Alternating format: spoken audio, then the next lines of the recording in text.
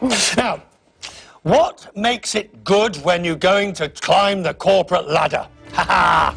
Get a sweat up! Go to the gym! I promise you, if you're big and beefy, you'll be perceived as a better leader. Have some push-ups.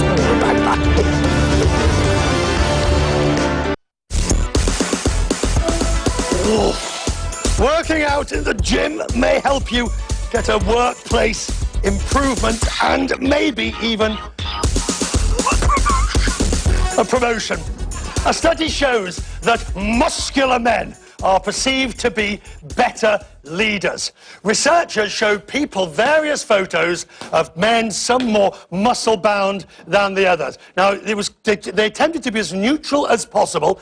You look at the bodies, you look at the physiques, and respondents had to say if they thought each of the men was likely to be a good leader, and would he climb to the ladder of success. Fit men rated higher. Tall is also seen as being better. Apparently, it makes a big difference. A paper showed that over 30 years ago, a person this tall, 1.82 meters, could earn more than $160,000 more than somebody who was just that tall. The taller you are, the more you earn.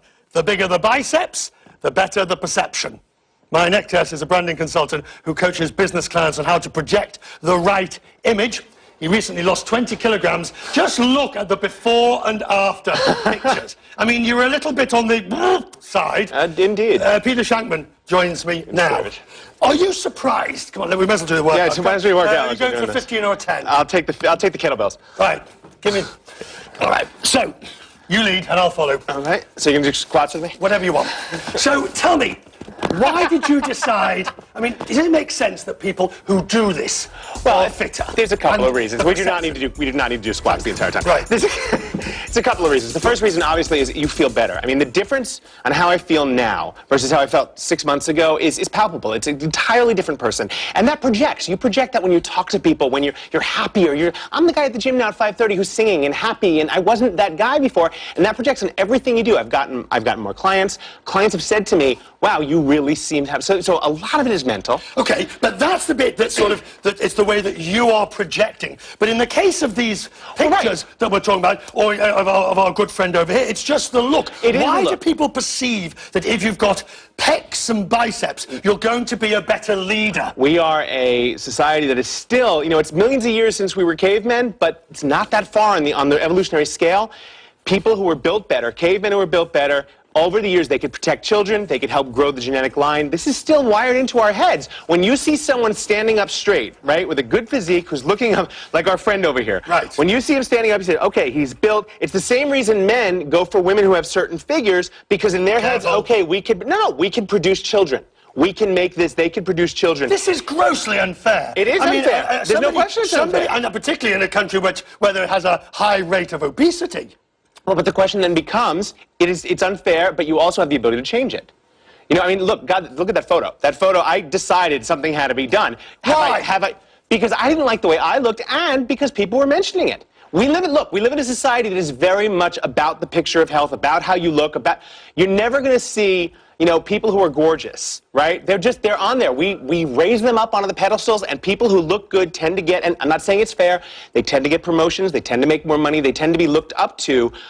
It's not fair, I agree, but it is what it is as a society, and it's not going to change anytime soon. Now, that being said, Sports Illustrated just put its first full-figured cover model on their swimsuit issue, which I thought was wonderful. But she works out every day. She's still... Right. So we're not talking about the It's not body just the beautiful. physique. It's about keeping yourself fit. My logic is this. If I want to tell my clients how to look great, and I want to tell my clients, here's how to project your brand and make your brand look good, how can I not walk that walk and talk that talk as well? Grab kettlebells. Hence, we're going over and doing more kettlebells. What are we going? Shoulder press or squats? It's just shoulder press. And we will have a profitable moment after the break.